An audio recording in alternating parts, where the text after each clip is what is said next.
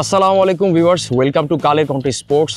একটা flood light, দুইটা flood light, তিনটা ফ্লাড লাইট এবং চারটা ফ্লাড লাইট। এই যে ফ্লাড লাইটগুলো দেখছেন, এটা সিলেট জেলা স্টেডিয়ামের ফ্লাড লাইট এবং বৃষ্টির পরে একটু রোদ ওঠার পরে দেখছেন যে ড্রেসিং রুম বলা যায় আসলে প্লেয়ারদের বসার জন্য। এই মাঠটা কেন স্পেশাল এবং হঠাৎ করে কেন আমরা এই মাঠে এলাম তা অবশ্য হয়তোবা জেনে গেছেন আপনারা। বাংলাদেশ ভারতের যে ম্যাচটা শিলংয়ে হয়েছিল তার দ্বিতীয় লেগটা হবে এই মাঠে, এই সিলেটের রিকারি বাজারে অবস্থিত জেলা স্টেডিয়ামে। এই মাটিতে ম্যাচ হওয়ার পর সিলেটের ফুটবল ক্রেজ কোন দিকে যাবে সেটা অবশ্য আপনারা বুঝতে পারছেন।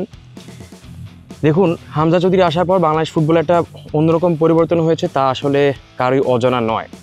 সেই জায়গাকে কেন্দ্র করেই সিলেটে ভারত বনাম বাংলাদেশের ম্যাচটা অনুষ্ঠিত হবে এবং ওই ম্যাচে খেলবেন হামজা চৌধুরী। জাস্ট ভাবুন যে এই যে গ্যালারি, সেই গ্যালারি কতটা কানায় কানায় পূর্ণ হবে এখনও। তাই এই স্টেডিয়ামের কাজ কিন্তু এখনও সম্পূর্ণ হয়নি। আপনারা অনেকে দেখতে পাচ্ছেন যে অনেক কিছুই ঠিকঠাক, কিন্তু এখনও না।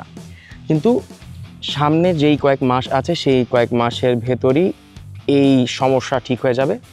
কেননা আপনারা অবাক হবেন যে এই মাঠে কার্যক্রম যাতে সুষ্ঠুভাবে হয় তার জন্য রয়েছেন সেনাবাহিনী। এই যে বিল্ডিংটা দেখছেন, এই বিল্ডিংয়ে কিন্তু সেনাবাহিনী মোতায়েন করা হয়েছে। তারা এখানে একদম 24/7 প্রোটোকল দিচ্ছেন, বাইরের কাউকে অ্যালাউ করছেন না। মাঠের অবস্থা এখন যদি সত্যি করে বলি খুব একটা যে ভালো এমন না। দেখেন, আমি হাত দিয়ে দেখার চেষ্টা করছি আপনাদের। বৃষ্টি হয়েছে, তারপর একটু একটু পানি পানি রয়েছে। খুব খারাপ না, গ্রাস যদি কেটে নেওয়া যায় তাহলে খুব ভালো হবে। অলরেডি গ্রাস কাটার জন্য যে মেশিন থাকে সেই মেশিন কিন্তু আছে। এছাড়া আপনারা দেখতে পাচ্ছেন এই উপরের গ্যালারির অবস্থা, গ্যালারির সাইডে ড্রেসিং রুম, ফ্লাড লাইট, আর এখানে তো ভিআইপি বক্স, প্রেস বক্স হবে, আর অনেক কিছুই করার চেষ্টা করা হচ্ছে। দেখতে পাচ্ছেন সিলেট জেলা স্টেডিয়াম। এই স্টেডিয়ামই হামজা চৌধুরী খেলবেন বাংলাদেশের হয়ে, সেটা আবার ভারতের বিপক্ষে।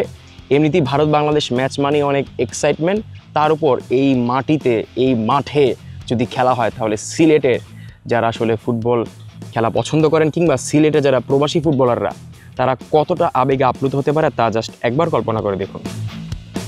দর্শক, এখনও সিলেটের যে জেলা স্টেডিয়াম সেটা এখনও তৈরি হয়নি, তবে খুব শীঘ্রই এই স্টেডিয়ামটা তৈরি হয়ে যাবে। ঠিক বাংলাদেশ বনাম ভারত ম্যাচে যে এক্সাইটমেন্ট থাকবে সেই এক্সাইটমেন্টকে কেন্দ্র করেই কিন্তু এই মাঠকে ঠেলে সাজানোর পরিকল্পনা চলছে। আপনাদের কিন্তু এখন অবধি আমরা দেখানোর চেষ্টা করেছি যে মাঠের কাজ পুরোপুরি শেষ হয়নি, কিন্তু জাস্ট একটু ইমাজিন করুন, নিজের ভিজুয়াল সেন্সটাকে একটু কাজে লাগান।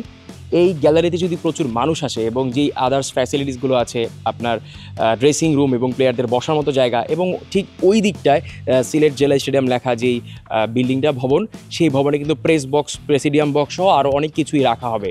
সিলেটের এই মাটিতে যখন হামজা চৌধুরী আসবেন, খেলবেন ভারতের বিপক্ষে, তখন এমনিতেই আসলে দর্শক টিকিট খুঁজে পাবে না। আরও একটা কারণ হতে পারে যে এই একটা ম্যাচ বাংলাদেশের ফুটবলকে কেন বদলে দেবে।